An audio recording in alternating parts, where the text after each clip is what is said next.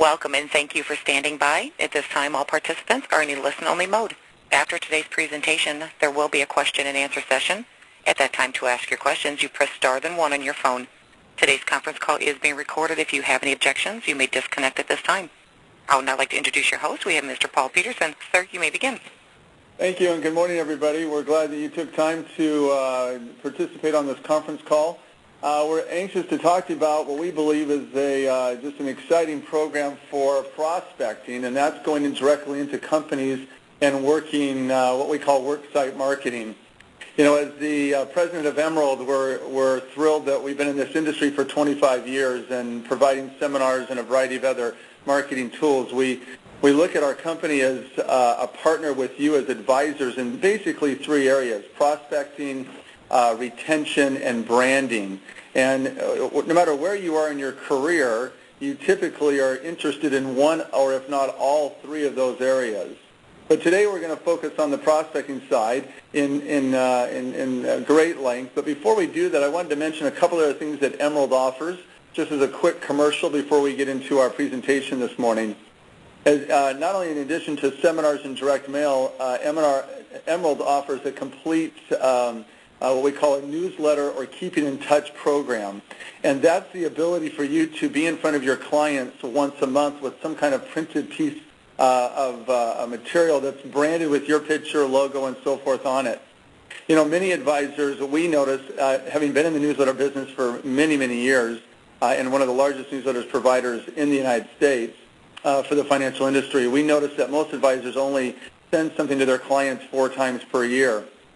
And if you've done any kind of research in marketing, you'll find that most marketing books and things that have been written on staying in front of your client will suggest that you need to be in front of your client 12 to 18 times per year. Now, personally, I think 18 is probably a little on the high side, but certainly 4 is on the low side. And so we introduced a program early this year, in the spring of this year, called the Keeping in Touch program. And basically for $1.25 a month, and that includes postage and us handling all of the mailing services. So if you take the postage off, you really, take out 4 cents or whatever postage is these days.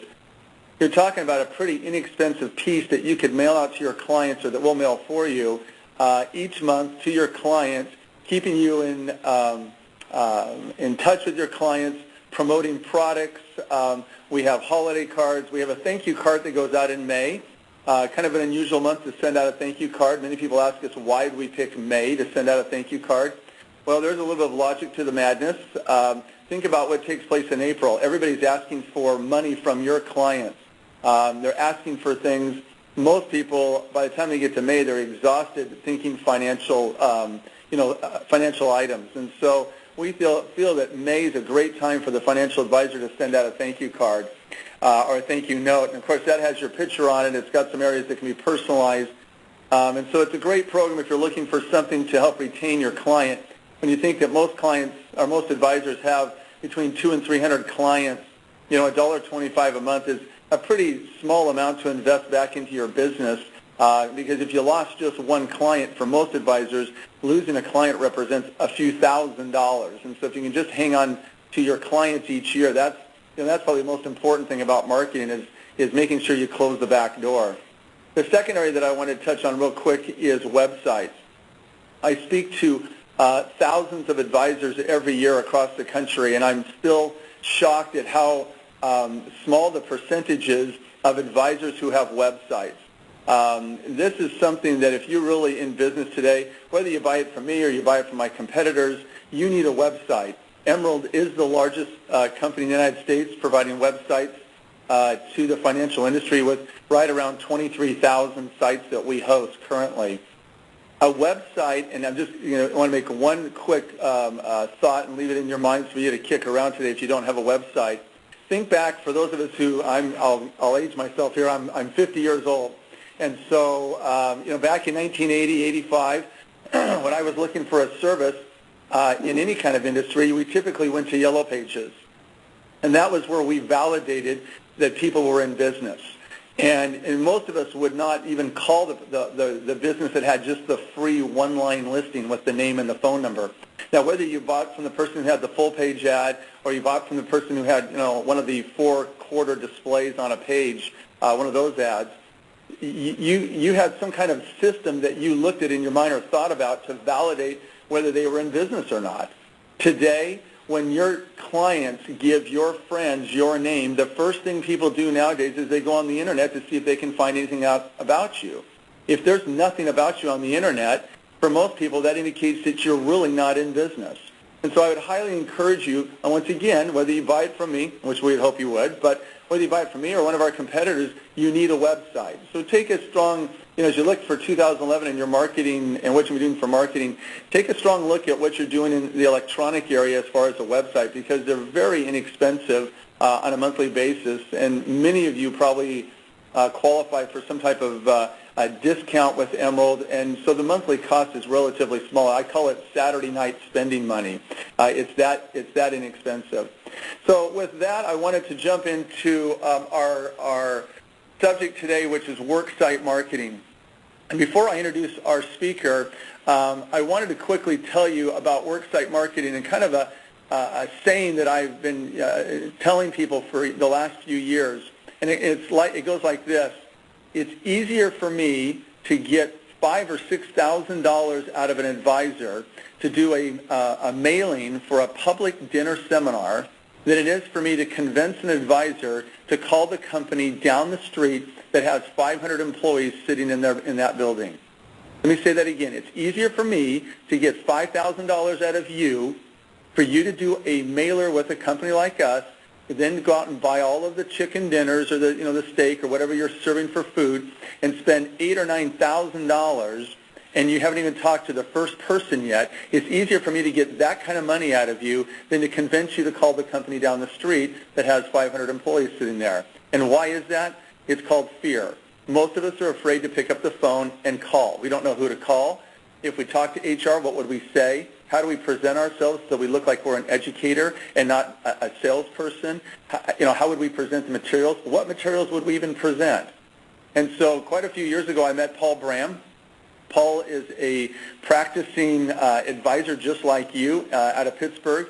Paul's built a very successful business in the Pittsburgh area. I joke with Paul that he wouldn't know how to do a dinner seminar if you put a gun to his head. He's never done a dinner seminar. He wouldn't know what it was like to buy a chicken dinner for 25 people and then talk to them afterwards. He's built his business by going into companies. And so when we decided to start offering training as part of our seminar package, we went out and got Paul hooked up with us. Paul comes to San Diego 4 times a year and trains you for a day and a half on how to go into worksite and the workplace and acquire those companies that you're desiring. And it gives you a step-by-step plan on how you can do that. And so with that, I'm going to turn the time over to Paul. When he's done, we will open up the line for a Q&A session and take any questions that you may have. Paul, time's all yours. Thank you, Paul. I appreciate it, and thank you, everyone, for attending today. Our agenda is pretty brief, but I think has some fairly solid information. We're going to explore why worksite marketing. How does it make sense for all the parties involved?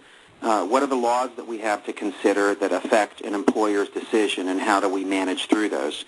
We'll spend a little bit of time laying the foundation for building a practice utilizing worksite marketing. And then finally, we'll talk about a few secrets of success and a success story that seems to have endured now for 18 or 19 years. Let's consider 3 parties in worksite. We've got the employee, we've got the advisor, and we've got the employer. And I think that worksite marketing has to be a good fit for all 3 in order for it to be successful. And so we're going to explore first the employee. Look at a couple of statistics.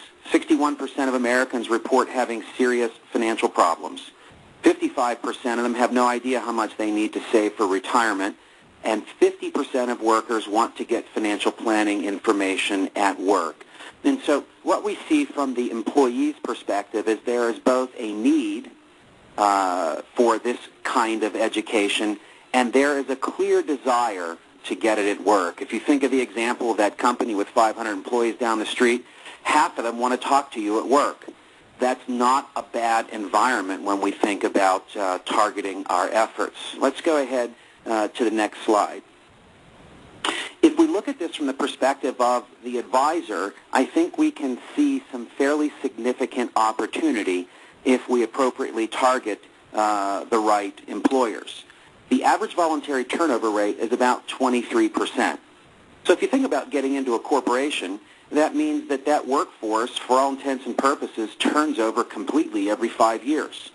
And of course, when there's turnover, there's money in motion. Most of us think about those lump sums. Most people don't roll them over into tax-qualified plans. They either take them out and spend them or they leave them there.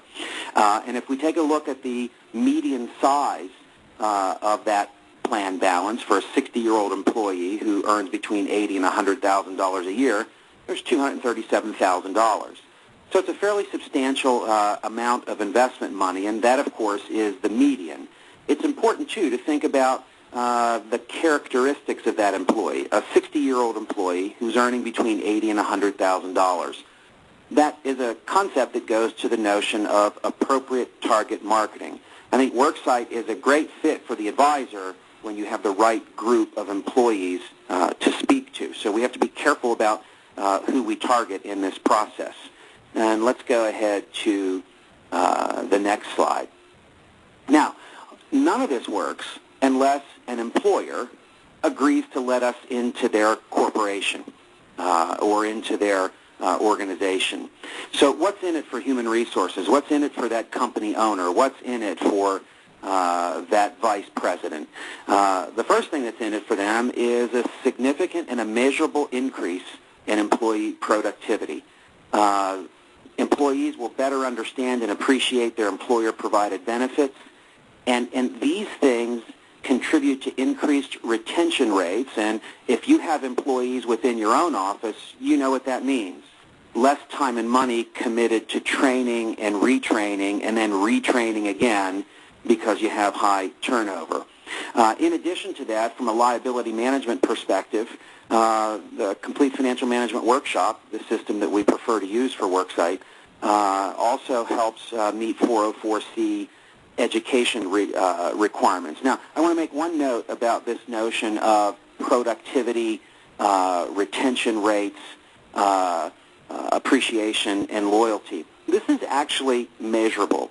If you go to the Personal Finance Employee Education Foundation and you look at the work of a retired professor from Virginia Tech University, Thomas Garman, you'll find that an employer can actually survey employees before Worksite education and come up with a financial wellness score. After financial education program, they can do the same survey, and you see that that score improves, and that is clearly correlated through both research and practical experience to this notion of higher productivity and retention. And we'll spend more time discussing that and its implications in the training in San Diego. But the notion is the corporation gets something, the employee gets something, and if you do your job right as an advisor, certainly you get something as well by inculcating yourself into the corporate culture as the go-to person for personal financial planning needs. And that's got to inure to the benefit of your business over time. Let's go ahead to the next slide. Now, in doing that, we have to pay attention to a couple of laws. And the primary law that we must pay attention to is ERISA. And if you understood ERISA in its format prior to 2006, you knew that it was pretty difficult to allow a firm to come in and advise employees. Under ERISA, the employer felt like folks like us were the fox that they were letting into the hen house. And that began to change fairly dramatically in a Department of Labor ruling in 2001 as it related to an investment advisory firm providing advice and guidance to 401k participants. And then finally in 2006, the Pension Protection Act came along and amended certain ERISA provisions to provide safe harbor to corporations that brought in independent advisors to provide advice and guidance. it set up some fairly simple criteria, one of a documented due diligence process, the notion of individual one-on-one interviews with employees, the use of computer systems and compensation that wasn't tied to the product mix in the 401k plan. If they met these simple requirements, the employer now had safe harbor from the advice and guidance that you as an advisor might provide. You can learn more about those safe harbor provisions if you take a look at the FI 360 website, and there's a section on Pension Protection Act and some issues there on how to obtain safe harbor. But nonetheless, we have permission now, and that's pretty exciting. Recently, in the course of the last 12 months, that permission has been significantly restricted with respect to 401k providers like Fidelity and T. Rowe Price. And so the door is really wide open for advisors who can come in and independently advise, separate from the 401k plan, employees on comprehensive financial wellness. And that's pretty exciting to me. The law is now on our side. Let's go ahead to the next slide if we can.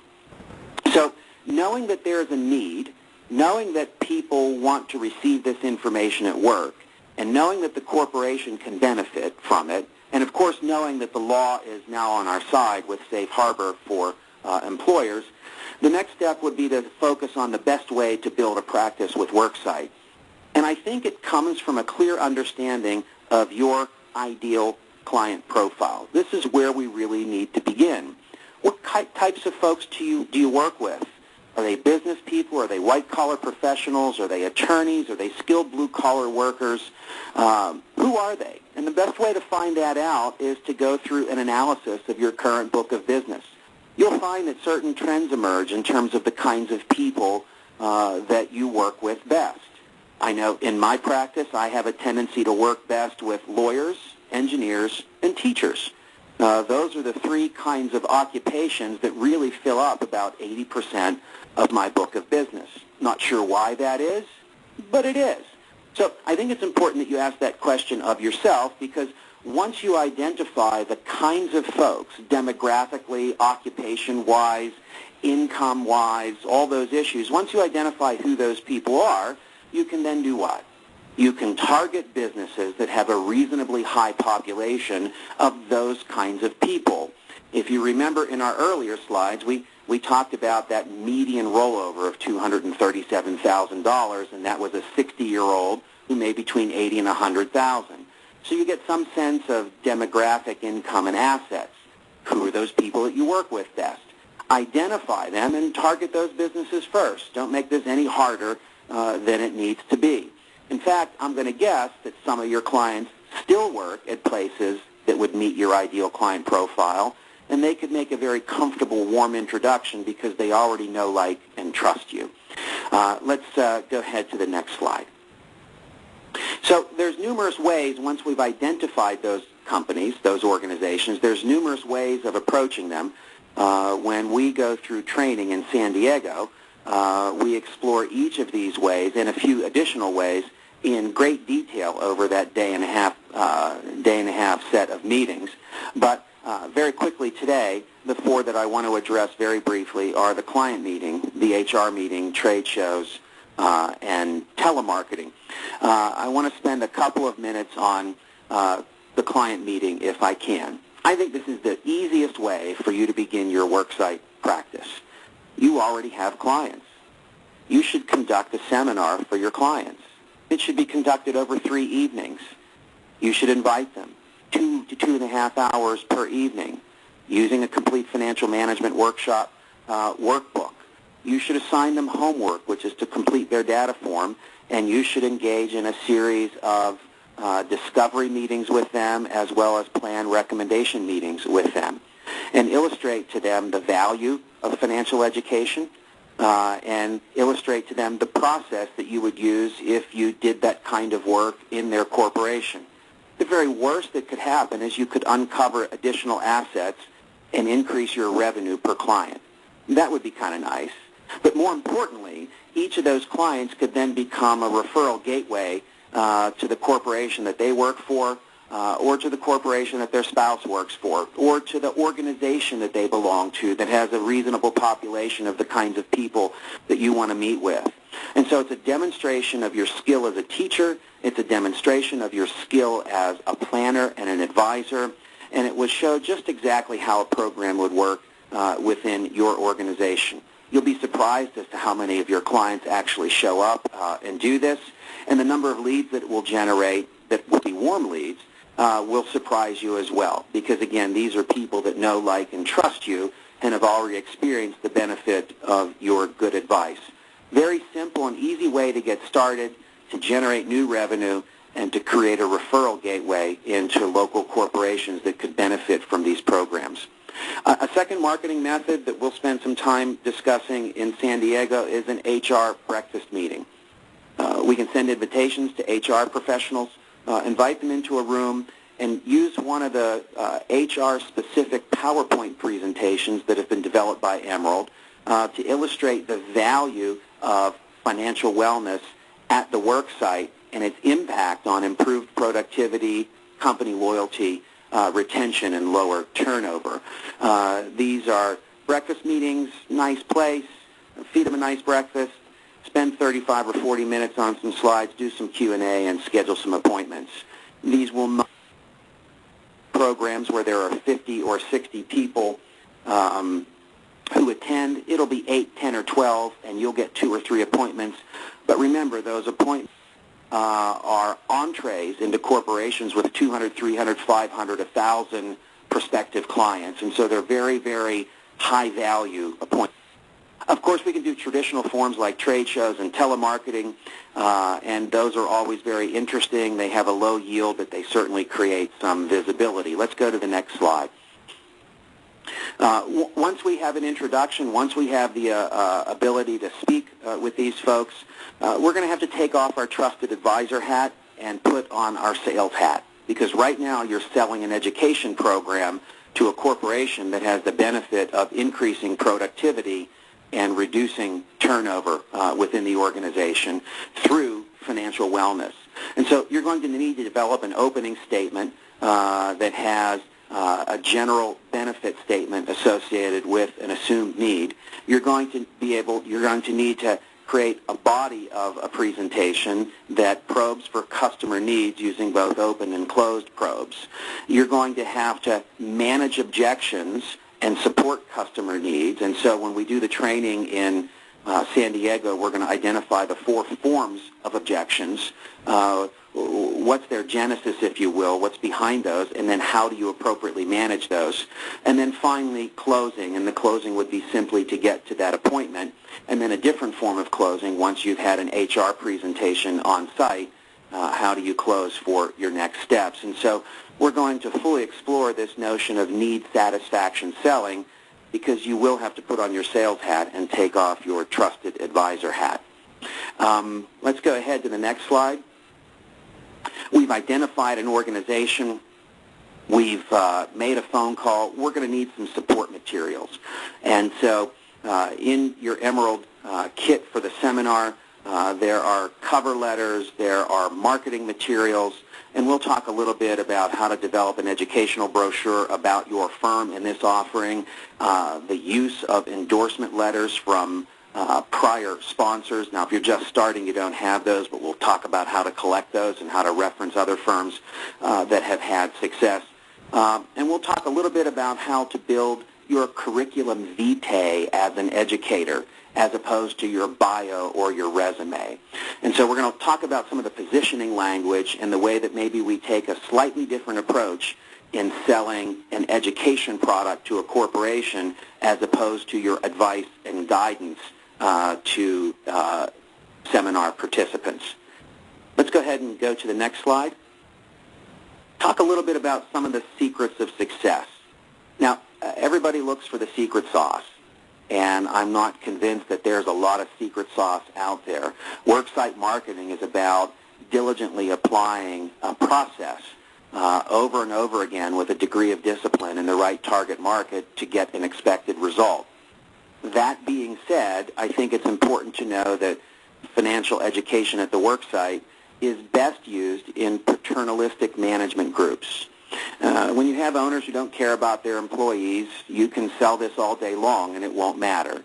So you probably know those corporations in your area that are known to take care of their people, who have a good reputation in the community, who give back, those kinds of things. So as you go through your targeting and you filter down, think about these paternalistic management groups. Often it's difficult to enter the front door. Often human resource folks are, how do you want to say, burdened with open enrollment, 401k conversions, EEOC issues, DOL issues, and they're mired in a number of administrative and legal functions that really take their eye off the ball in terms of their desire to help employees. And I get that. So organizations have side doors that you can get through. There are professional associations within corporations. There are management associations within corporations. There are wellness corporations that provide services to the company that you target. There are credit unions that serve that business.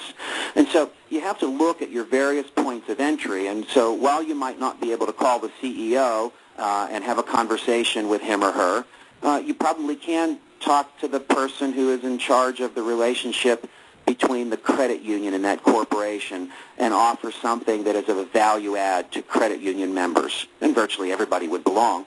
So you think about numerous points of entry, and that's going to take a little bit of homework on your part to understand that organization.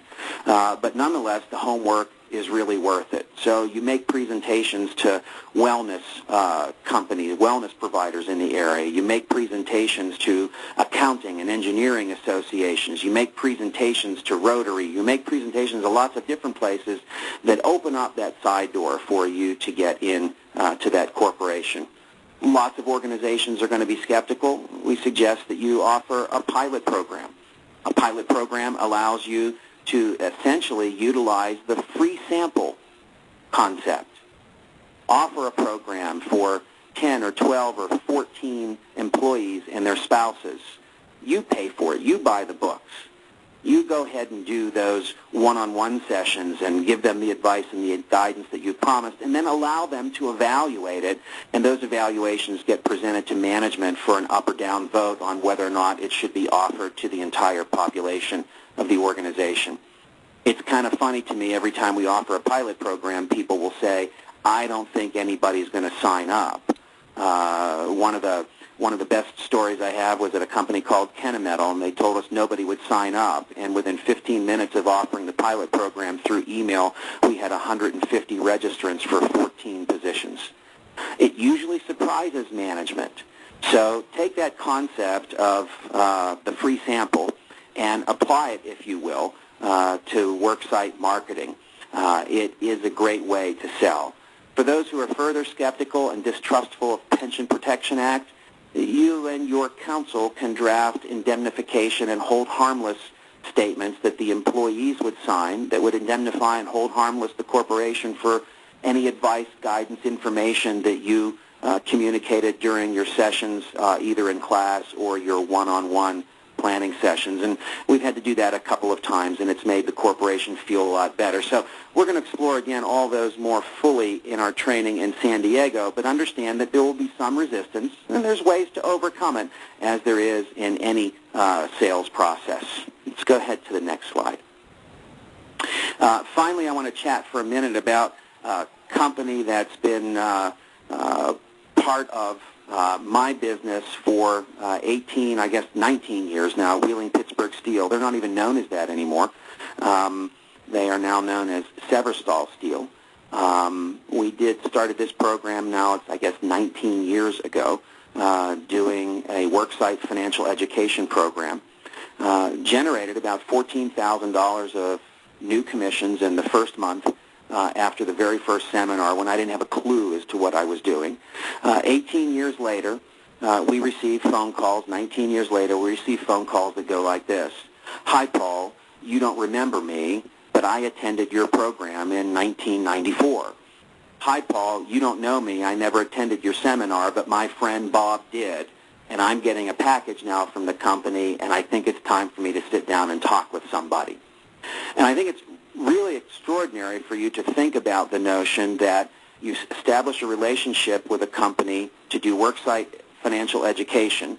You establish an unimpeachable reputation, do the right thing for folks, and it continues to generate revenue and new business year after year for 15, 18, 20 years, and it's not small amounts of money.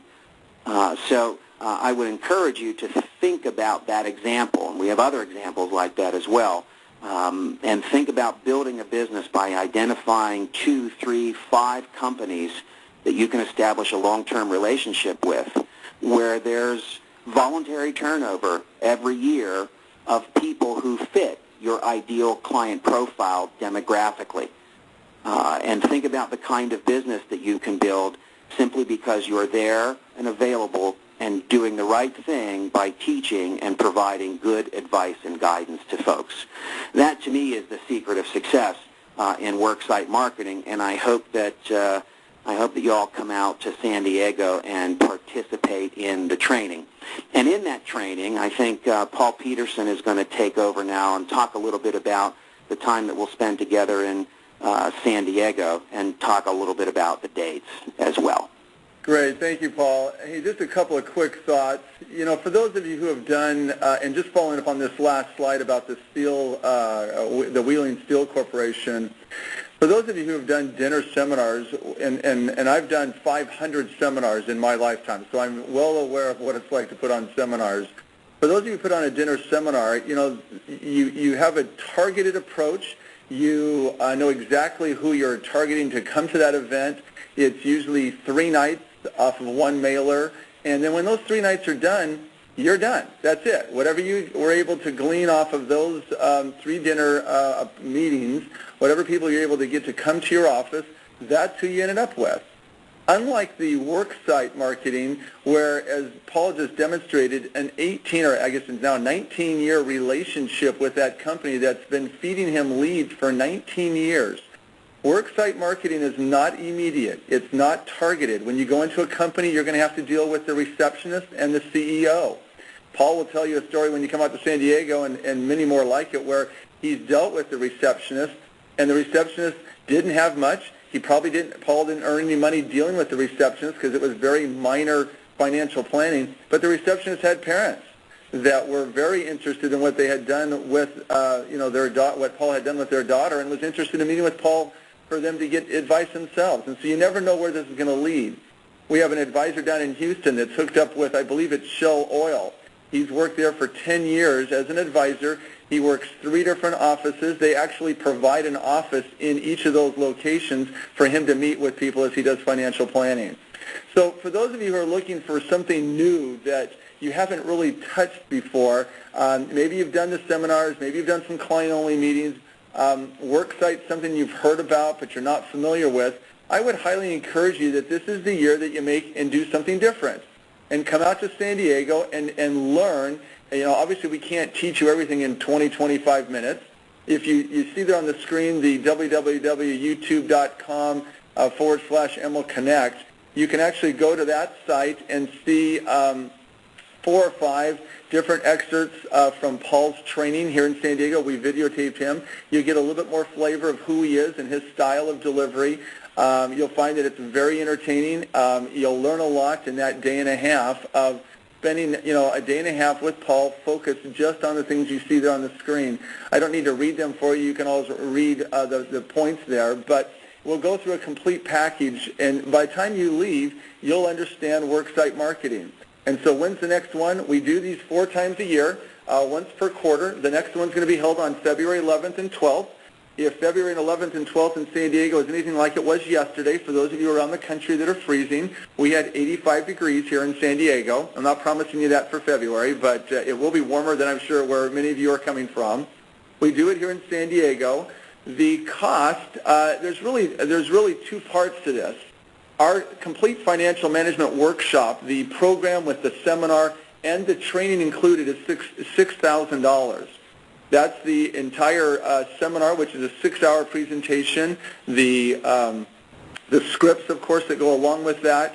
It's a complete seminar package. That's the package that you're going to take into these worksite situations and train. I had a fair amount of advisors say, geez, I'm really interested in doing Worksite, but I'd like to do the training first. And so what we did was we broke out the cost of the training, $495 for an advisor, $295 for an assistant if you want to bring your assistant along. And after you've attended the training, if you then decide you want to purchase the system, we'll deduct the $500 that you've paid for training for you, not for your advisor, but we'll deduct the $500 that you've paid off of that $6,000 price. So really, for $500, you can come out and get trained. We'll even provide dinner on Friday night for you. It's a great day and a half. We've had hundreds of people come to San Diego in the last year and a half that we've been doing this. And so I would highly encourage you, if you're thinking about worksite marketing, to put that on your calendar, start looking at flight arrangements, talk to one of our sales consultants here at our office in San Diego. We can get you registered and hooked up for it. We can suggest some places for you to stay that are inexpensive. But you'll find that the day and a half, I can honestly say we have not had one advisor come who was not thoroughly excited about worksite marketing and felt that the time and the money that they had spent was far, far worth their time and effort to come out to San Diego. So with that, Lori, we'd like to open it up for Q&A for anyone who's got a question of Paul. Thank you very much. If you would like to ask a question, please press star then 1 on your phone. Please be sure your line is unmuted and record your name when prompted. If you need to withdraw the request, you press star 2. Once again, to ask your questions, please press star then 1 on your phone. One moment for the first question.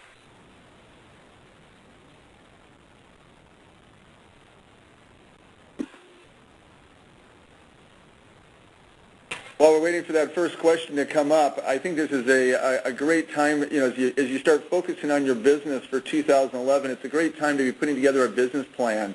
As I talk to, like I said, literally thousands of advisors every year, I'm often shocked at how few advisors put together a business plan. And so as you look at what you're going to be doing for retention, prospecting, branding your name, the next couple of weeks is a great time to, sit back and reflect what you did this year, what went well, what didn't go well, and start planning out next year in how you're going to be different. Because doing the same thing over and over again gets the same results. If you're looking to grow your business and take it in new directions, maybe it's time to sit back and put together a solid business plan for next year, and maybe worksite marketing could be one of those avenues that you're looking for. Well, Lori, do we have anyone asking questions today? Yes, sir. There are some questions in the queue. The first one comes from Karen Madison. Your line is open. Hey, I was wondering if the materials that you use in the seminars have been approved by the compliance departments of the major wirehouses.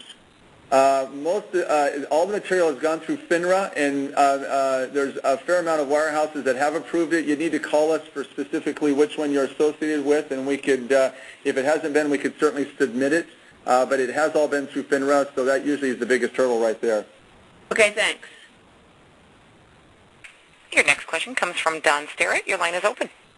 Paul, I have done worksite marketing for a number of years, not in the financial planning side, but primarily with permanent life insurance, marketing that through Worksite.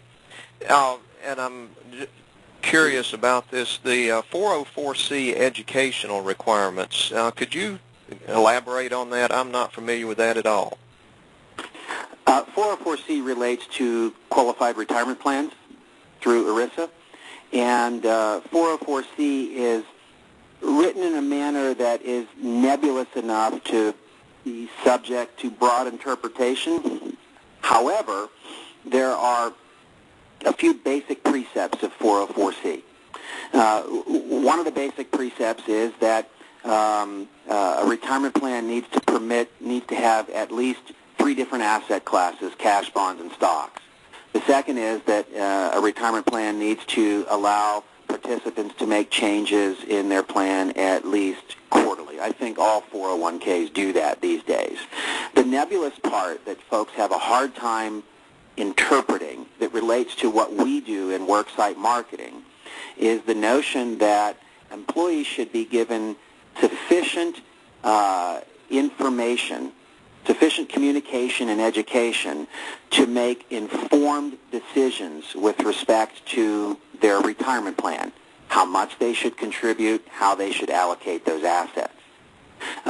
So it's that it's that sufficient information to make informed decisions that employers wrestle with. I think it's very clear that offering prospectuses online would not be considered sufficient information. I think it's also clear over recent history that having a vendor come in and have a discussion with people about 401k without the capacity to provide advice and guidance might fall somewhat short. And with the notion of people being able to populate 401k plans with funds that either pay high commissions, high 12B1 fees, or have high internal expenses, would suggest that there's a conflict of interest in that information and education. And so what we can do, since we are neither the 401k vendor or a mutual fund company that's used inside of that plan, we can come in and provide unbiased, independent advice and guidance about retirement planning and asset allocation. And that helps them clearly fulfill their 404C obligations under the Pension Protection Act Safe Harbor.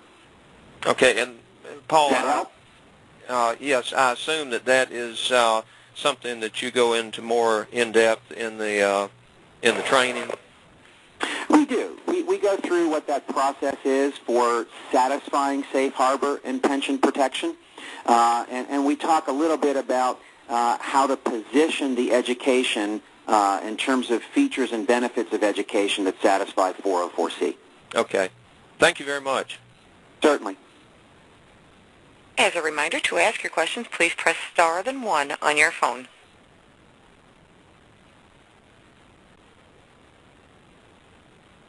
We'll give this about another minute or so if you have an additional question. Just so you know, we do have a limit to how many we can train. Typically, that's around 25 to 30. We do fill that up, and so if you're interested, we'd highly encourage you to call today or the next couple of days and at least put a reservation in for yourself, because it will fill up. The next one will be in the second quarter of 2011, probably in the month of May, and so just from a scheduling perspective. Lori, is that it for today? You just got another question, sir. This one is from Mike Irving. Your line is open. Hi. Can you go over the costs of this program? Sure. The seminar itself, which includes the training, is $6,000. So for years we have sold what we call the Complete Financial Management Workshop Seminar for $6,000. About a year and a half ago, we hooked up with Paul and decided to include a day and a half of training in that price. And so we were just trying to add more value to that seminar by helping advisors understand how to do worksite marketing. In the course of the first few months, I had a lot of advisors contact my salespeople. In fact, a few of them even contacted me and said, I'm not sure if I want to invest $6,000 until after I've been to the training. And so, as a guy who's an entrepreneur myself, I appreciate that. So I said, okay, let's pull out the training. So if you want to come to just the training, it's $495 for the registration fee. If you want to bring your assistant, sometimes advisors choose to bring their assistants with them. That's an additional $295. And so that's the fee for the actual training. If you pay for the training and after you've been trained say, this is really what I wanted to do, and you want to buy the complete system, we'll apply that $500 towards the $6,000, so you're really out no additional money. So some advisors know right away that's what they want to get into. They pony up the $6,000. They come out for the training. They start getting familiarized with the materials, the presentation, because they've already got some people they want to start presenting to in the next month or so prior to the actual training event here in San Diego. So either approach is fine with us. We do find that about 95% of the people that pay the $495 end up buying the $6,000. So we are that confident it's a good program that we're happy to take you either way you want to come into the system. Okay, and the other thing that's going through my mind is if I spend $6,000, I wonder how many advisors I'm competing with in the Denver area who have also purchased the program. I can tell you that we've sold a lot of complete financial management systems around the country. I could probably do a little digging and tell you exactly what's going on in Denver. I could also tell you that very few people in the United States are doing worksite training.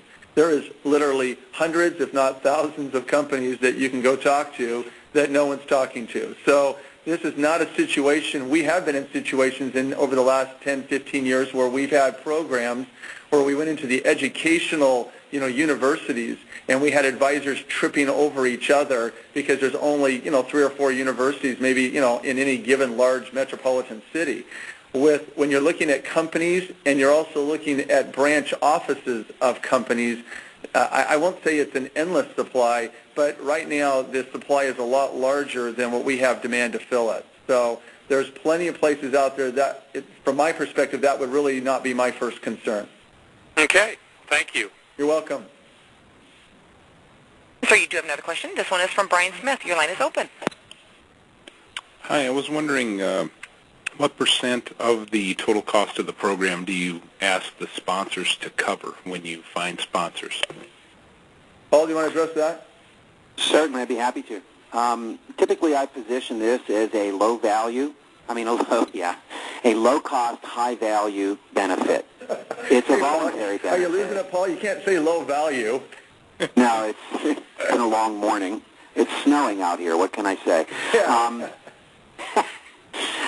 So it's a low-cost, high-value benefit, and we typically charge, depending upon the income of the population, between $75 and $125 per household.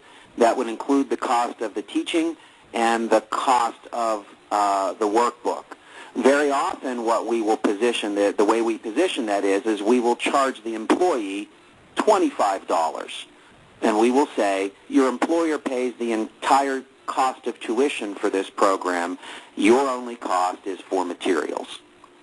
And then we have the employer pay for a meal prior to the program, and we have the employer pay for a coffee and cookie break halfway through. So I don't want to be in a position of buying dinner, one, because that costs money that I don't want to spend, and two, it feels salesy. So if the corporation provides the meal, and if the corporation provides the break, and if the corporation pays for tuition, and my participant pays for their book, everybody got skin in the game, and I'm a teacher. I'm not a salesperson. Okay. So that's how we do it. We get very little resistance from that. I don't ever want to do a free program. Sometimes corporations want us to ensure that we will never do business with people, but they want their folks to have a financial plan, and we charge our normal financial planning fee for those folks, and the corporation will pay that. Okay. But never, ever free. So just so I was trying to take some notes there, I apologize. Just so that Sure. I understand this fully, you charge $25 per employee to basically cover the cost of the workbook materials. Right. And then we add another fee to another 50 to 100 on top of that to the employer for tuition cost. Okay. Yeah. And they have to pay for the food. All right. And food is a requirement. I know it sounds ridiculous, but we want the employee and their spouse to attend the sessions, so we want to make it convenient for them, and we want it to occur after work, not during work hours. I don't want anybody coming to the program just because they get time away from their desk or their machine. Sure. I want them after work, and I want the spouse to attend, so the easiest way to do that is to get food underway at 5:15 or 5:30 and start your program at 6:15 or 6:30. And that way they can come, the spouse can come right from their job into the worksite. They can get something to eat, and it's not at a hotel. It's not a rubber chicken dinner paid for by the advisor. It's the corporation making it convenient to take advantage of this very, very important high-value benefit. All right. Well, thank you so much. Thank Sure. you. And there are no further questions at this time. Great. Well, we want to thank everyone for participating. If you do have additional questions, the phone number is there on the screen. Please call our office, and we can answer any additional questions you have about the program, and more importantly, how to get you registered to sign up for that February 11th date. Mr. Bram, we appreciate your time this morning or afternoon there in the snowy Pittsburgh area, and have a great day. And for everybody else, we hope you have a great holiday season, and we look forward to a prosperous 2011. Thanks, and have a great day. Thanks very much.